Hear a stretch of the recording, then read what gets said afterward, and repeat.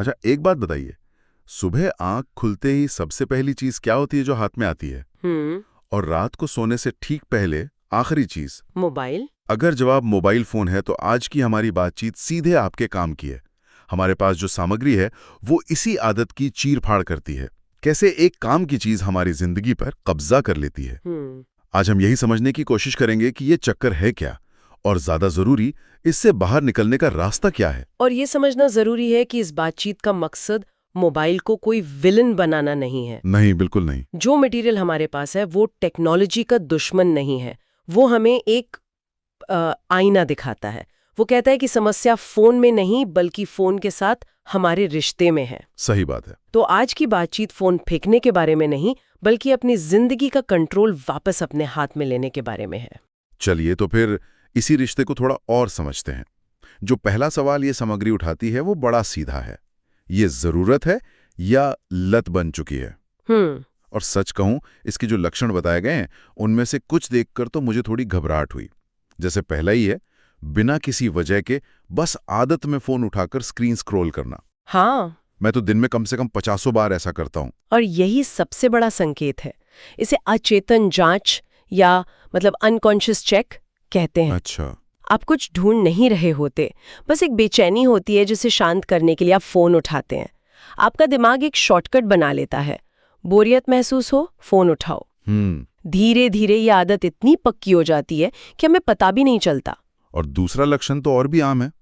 आपने 5 मिनट के लिए फोन उठाया कि बस एक हाँ, वो टाइम वाला। एक जरूरी मैसेज देख लूं, और फिर अचानक घड़ी देखते हैं तो 1 घंटा बीत चुका होता है। ये तो जैसे एक ब्लैक होल है जो समय को निगल जाता है। बिल्कुल सही शब्द है। इसे कुछ लोग टाइम कन्फेटी भी कहते हैं, है ना, कि आपका समय बस छोटे छोटे टुकड़ों में बिखर जाता है। हाँ। और ये मटेरियल इसी में एक और बात जोड़ता है। जब हम किसी से बात कर रहे हो या कोई किताब पढ़ रहे हो तब भी हमारा हाथ फोन की तरफ जाता है। हाँ, यहाँ तक कि खाना खाते समय भी। बिल्कुल। ये दिखाता है कि हम एक वक्त में एक जगह पर पूरी तरह मौजूद रहने की वो काबिलियत खो रहे हैं। हमारा शरीर कहीं और होता है और दिमाग कहीं और। तो अगर इन सब लक्षणों को एक साथ देखें तो तस्वीर क्या बनती है? ये आदतें हमारी जिंदगी के साथ कर क्या रही है? तस्वीर थोड़ी चिंताजनक है। ये सारी चीजें मिलकर एक ही तरफ इशारा करती हैं। कंट्रोल अब हमारे हाथ में नहीं है। ये एक ऐसी जंजीर है जो हमें दिखाई नहीं देती पर हमें बांधे हुए है। हाँ। हम अपने इरादे से फोन इस्तेमाल नहीं कर रहे बल्कि एक गहरी आदत के गुलाम बन गए हैं। और ये जंजीर सिर्फ हमारा समय नहीं चुरा रही। नहीं, इसका नुकसान कहीं ज्यादा गहरा है। हाँ, क्योंकि नुकसान वाले हिस्से पर जब मैं आया तो मुझे लगा कि बात सिर्फ आंखों पर पड़ने वाले जोर या नींद की कमी तक नहीं है। लिस्ट काफी लंबी है। बहुत लंबी। दिमागी थकावट, किसी एक चीज पर ध्यान न लगा पाना, याददाश्त का कमजोर होना, ये सब तो आजकल बहुत सुनने में आता है। और ये सब एक दूसरे से जुड़े हुए हैं। सोचिए, आपका दिमाग एक कंप्यूटर की तरह है जिसमें 100 टैब एक साथ खुले हुए हैं। वो लगातार जानकारी प्रोसेस कर रहा है, नोटिफिकेशन पर रिएक्ट कर रहा है। ऐसे में वो धीमा तो होगा ही और थकेगा भी। सही बात है। इसी वजह से पढ़ाई हो या काम, गहरा फोकस बनाना लगभग नामुमकिन हो जाता है। और रिश्तों पर इसका असर तो हम सब देख ही रहे हैं। हाँ, लोग एक ही कमरे में बैठकर भी एक दूसरे से मीलों दूर अपनी अपनी स्क्रीन में कैद होते हैं। बिल्कुल। यहाँ एक बात मुझे बहुत चौंकाने वाली लगी। सामग्री में एक जगह कहा गया है कि इस लत का सबसे खतरनाक नुकसान है इंसान का खुद से संपर्क टूट जाना। ये सुनने में बहुत भारी लगता है। हाँ, इसका असल में मतलब क्या है? ये इस पूरी चर्चा का सबसे जरूरी हिस्सा है। खुद से संपर्क टूटने का मतलब है अपने अंदर की आवाज को सुनना बंद कर देना। अच्छा। जब हम एक पल के लिए भी अकेले या चुप होते हैं तो फोन उठाकर उस खालीपन को भर देते हैं। हाँ, तुरंत। वो जो वक्त होता है जब हम अपने विचारों, अपनी भावनाओं, अपने डरों के साथ बैठ सकते हैं, वो वक्त अब खत्म हो गया है। इस रिसर्च में कमाल की बात कही गई है। ये सिर्फ बोरियत नहीं है, ये उपयोगी एकांत है। Productive solitude. उपयोगी एकांत। यही वो मानसिक जगह है जहां नए विचार जन्म लेते हैं, जहां हम अपनी समस्याओं के हल ढूंढते हैं, जहां हम खुद को बेहतर समझते हैं। फोन हमारा समय नहीं चुरा रहा, वो हमारे बेहतरीन विचारों का कच्चा माल चुरा रहा है। वाह, उपयोगी एकांत। ये तो सोचने का पूरा नजरिया ही बदल देता है। तो अगर कोई इस चक्र को तोड़ना चाहता है, इस रास्ते से वापस आना चाहता है, तो इसे शुरुआत कहाँ से करनी होगी? देखिए, ये मटेरियल कोई जादुई छड़ी नहीं देता। ये एक बहुत ही मुश्किल लेकिन सबसे जरूरी पहला कदम की बात करता है। और वो क्या है? और वो है समस्या को स्वीकार करना। जब तक हम बहाने बनाते रहेंगे कि ये तो बस काम के लिए है या मैं कंट्रोल में हूं, तब तक कुछ नहीं बदलेगा। यानी पहला कदम है आईने में देखकर ईमानदारी से ये कहना कि हाँ, मुझे मोबाइल की लत है। बिल्कुल, बिना किसी शर्म के, बिना किसी बहाने के। एकदम। हमारे दिमाग के लिए ये स्वीकार करना बहुत जरूरी है। जब तक आप ये नहीं मानेंगे कि आप बीमार हैं, आप इलाज क्यों ढूंढेंगे? सही बात है। ये स्वीकृति ही बदलाव की पहली चिंगारी है। ये उस बचाव की दीवार को तोड़ती है जो हमने अपने चारों ओर बना रखी है। ठीक है, तो मान लीजिए किसी ने ये पहला सबसे मुश्किल कदम उठा लिया। अब आगे का रास्ता क्या है? यहां से ये सामग्री हमें निदान से इलाज की तरफ ले जाती है और इसमें 5 बहुत ही व्यावहारिक तरीके बताए गए हैं। पहला तरीका सुबह से जुड़ा है। दिन की शुरुआत खुद से करें, मोबाइल से नहीं। ये सुनने में छोटा लगता है पर इसका असर पूरे दिन पे पड़ता है। हाँ, सलाह ये है कि सुबह उठने के बाद कम से कम पहले 30 मिनट फोन को छूना भी नहीं है। तो उन 30 मिनट में करना क्या है? सामग्री में कुछ सुझाव हैं, जैसे पानी पीना, थोड़ी स्ट्रेचिंग करना, खिड़की से बाहर देखना, या बस शांति से बैठकर अपने दिन के बारे में सोचना। हाँ, एक बहुत अच्छी लाइन लिखी है, ये करके देखिए, दिन का कंट्रोल आपके हाथ में आ जाएगा। और इसके पीछे का मनोविज्ञान बहुत दिलचस्प है। जब आप सुबह उठते ही फोन देखते हैं तो आप दूसरों के एजेंडा पर प्रतिक्रिया देना शुरू कर देते हैं। ईमेल, सोशल मीडिया, खबरें। आपका दिन रिएक्टिव मोड में शुरू होता है। लेकिन जब आप पहले 30 मिनट खुद को देते हैं तो आप अपने दिन की शुरुआत प्रोएक्टिव मोड में करते हैं। अच्छा, आप तय करते हैं कि आपका दिन कैसा होगा, न कि आपका फोन। ये एक छोटे से बदलाव से पूरे दिन की दिशा तय करने जैसा है। ये बात तो बहुत सही है।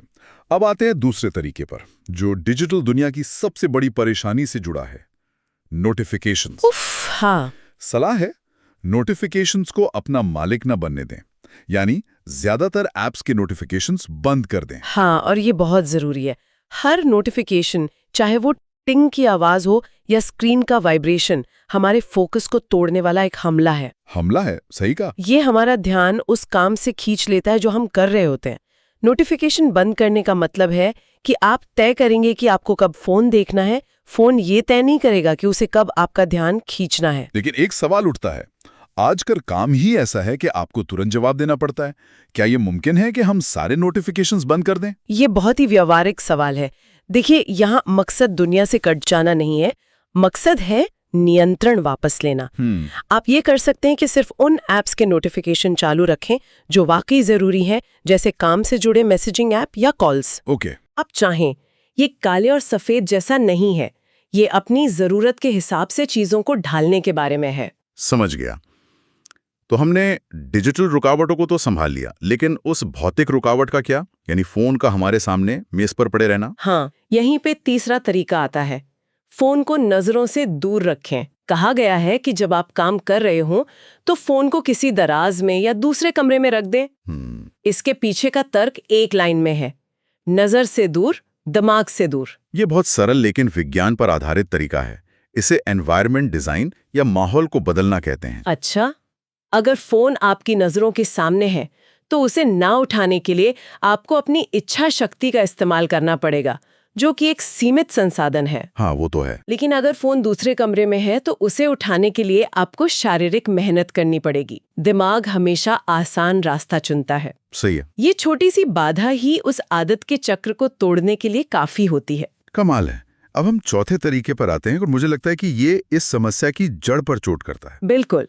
तरीका है खालीपन से भागना बंद करें। रिसर्च साफ कहती है कि हम अक्सर फोन इसलिए उठाते हैं क्योंकि हम बोरियत, अकेलेपन या अपने विचारों के साथ बैठने से डरते हैं। हाँ, ये सबसे गहरा बिंदु है। फोन की लत अक्सर एक लक्षण होती है, असल बीमारी नहीं। असल बीमारी है खुद के साथ असहज होना। हम उस खाली समय से इतना डरते हैं कि उसे भरने के लिए कुछ भी करने को तैयार रहते हैं, और फोन सबसे आसान जरिया है। और इस डर का सामना करने के लिए कुछ विकल्प भी दिए गए हैं, जैसे जब भी ऐसा महसूस हो तो फोन उठाने की बजाय कोई किताब उठा लें, डायरी में कुछ लिखे, संगीत सुने, या बस चुपचाप बैठकर अपनी सांसों पर ध्यान दें। एक बड़ी खूबसूरत बात कही गई है, खुद से भागना बंद कीजिए, खुद से मिलना शुरू कीजिए। और यहीं पर वो उपयोगी एकांत वाली बात वापस आती है। ये तरीका हमें बता रहा है कि बोरियत को एक समस्या की तरह नहीं बल्कि एक अवसर की तरह देखें। अवसर? हाँ, अवसर कुछ नया सोचने का, अवसर खुद को बेहतर जानने का। जो विकल्प दिए गए हैं, पढ़ना, लिखना, सोचना, ये सब उस आंतरिक रिश्ते को फिर से बनाने के औजार हैं जिसे हमने स्क्रीन को घुरते घुरते खो दिया है। और अब आखिरी 5वां तरीका, सच कहूं तो ये सुनने में थोड़ा डरावना लगता है। हाँ, कौन सा? डिजिटल डिटॉक्स का अभ्यास करें। सलाह है कि हफ्ते में 1 दिन या कम से कम रोज कुछ घंटे फोन को पूरी तरह से बंद करके रख दें। हाँ, डरावना सही शब्द है। और ये मटेरियल भी मानता है कि शुरुआत में बहुत बेचैनी होगी। ऐसा लगेगा जैसे शरीर का कोई जरूरी अंग गायब हो गया है। लेकिन इस बेचैनी का अनुभव करना ही इस प्रक्रिया का हिस्सा है। तो इसे सजा की तरह ना देखें। बिल्कुल नहीं, इसे एक रीसेट बटन की तरह देखें। ये खुद को याद दिलाने का मौका है कि स्क्रीन के बाहर भी एक रंगीन, दिलचस्प दुनिया है। ये अपनी इंद्रियों को दोबारा जगाने का मौका है। बिना फोन के खाना खाने पर स्वाद कैसा लगता है, बिना फोन के किसी पार्क में बैठने पर कैसा महसूस होता है। वो शुरुआती बेचैनी जब शांत होती है तो उसकी जगह जो सुकून मिलता है वो कमाल का होता है। ये अपनी जिंदगी को बिना किसी डिजिटल फिल्टर के अनुभव करने जैसा है। तो इन 5 कदमों को देखें तो सुबह की आदत से लेकर दिन के काम और हफ्ते के ब्रेक तक ये एक पूरा रोड मैप है। हाँ, एक पूरा ढांचा है। अगर इस सारी बातचीत को एक लाइन में समेटना हो तो वो क्या होगी? मेरे ख्याल से वो होगी जो इस सामग्री का सार है। मोबाइल नहीं, जिंदगी चुनिए। वाह! ये एक चुनाव है जो हमें हर दिन, हर पल करना है। और इसी बात को और ताकत देने के लिए एक सवाल पूछा गया है जो मैं चाहता हूं कि हर कोई खुद से पूछे। याद है, आखिरी बार बिना मोबाइल के सिर्फ अपने साथ सुकून से कब बैठे थे? ये सवाल वाकई सोचने पर मजबूर कर देता है। बहुत ज्यादा। और हाँ, ये माना गया है कि ये सफर मुश्किल है पर नामुमकिन नहीं। बस आज एक छोटा कदम उठाना जरूरी है। बिल्कुल। और इस चर्चा का अंत उस सबसे कीमती चीज की याद दिलाकर करना चाहिए जो हमारे पास है। जैसा कि इस रिसर्च में कहा गया है, आपका समय और आपका ध्यान आपसे ज्यादा कीमती कुछ नहीं है। सही बात। आखिर में सवाल यही है कि हम अपनी ये सबसे कीमती दौलत कहाँ लगा रहे हैं? एक ऐसी मशीन पर जो हमें अंतहीन स्क्रोलिंग में उलझाए रखती है, या अपनी जिंदगी, अपने रिश्तों और अपने सपनों पर? तो कुल मिलाकर आज की ये बातचीत हमें एक मौका देती है अपने सबसे आम लेकिन शायद सबसे जटिल रिश्ते, यानी हमारे और हमारे फोन के रिश्ते को एक नई नजर से देखने का।